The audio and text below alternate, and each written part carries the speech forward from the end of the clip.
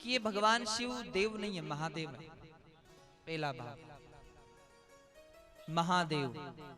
अच्छा, सबको देवता का है, देवताओं में श्रेष्ठ है तो महाराज मान लिया गया कि विष्णु है, पर महादेव किसी के आगे नहीं लगा है। कहते ना सब लोग गए, वो समुद्र मंथन हो रहा था तो सब लोग गए कि चलो अमृत मिलेगा, अमृत पी लेंगे। शंकर जी भी चले गए कि चलो बटी रहा है तो अपन भी पी लेंगे, पर निकला विष।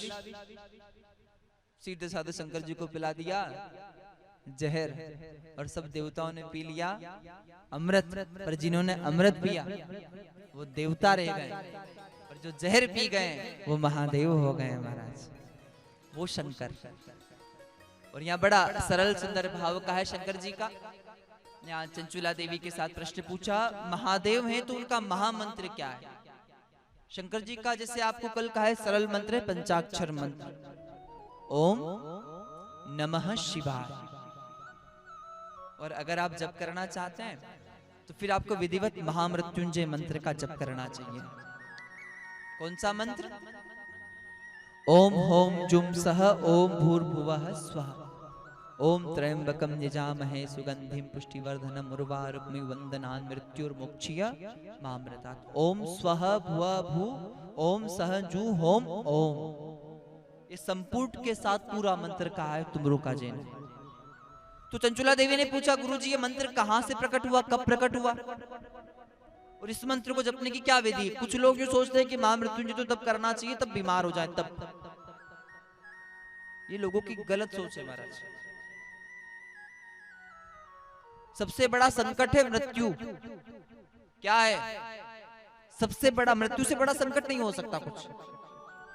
पर ये महामंत्र ऐसा है जो मृत्यु, जो जीवन का सबसे बड़ा संकट है, उस संकट को भी महाराज उस संकट से भी विजय करवा दे, ऐसा ये महामंत्र है। तो संत कहते हैं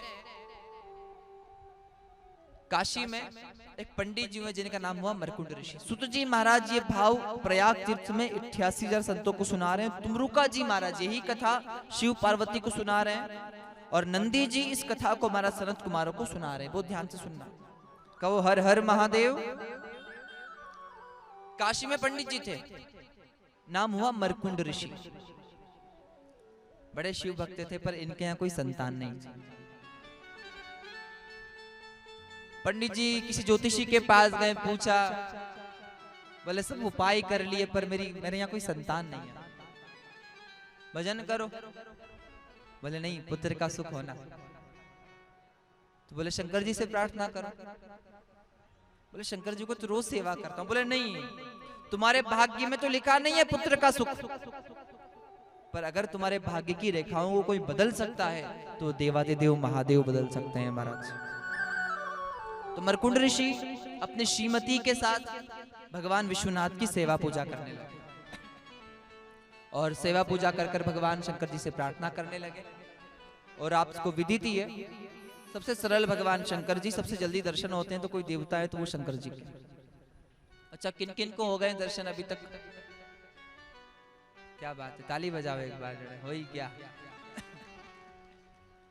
जिनको नहीं हुए वो भी कहें कि हमारे भी हो जाए, है ना महाराज, जीवन सफल हो जाएगा। तो बड़ा ध्यान दीजिएगा। दोनों पति पत्नी भगवान विश्वनाथ से प्रार्थना करते, कहते हैं सानंद मानंद वने वसंत आनंद कंदम हत पाप वृंदम वाराणसी नाथम नाथ नाथ श्री विश्वनाथम शरणम प्रपद्ये। हे विश्वनाथ महादेव कृपा करिए, दया करिए। भगवान शंकर जी प्रसन्न हो गए, प्रकट हो गए महाराज। का वरदान मांगिए पंडित जी। प्रभु सब कुछ है, एक सुख चाहिए। कौन सा? पुत्र का सुख चाहिए।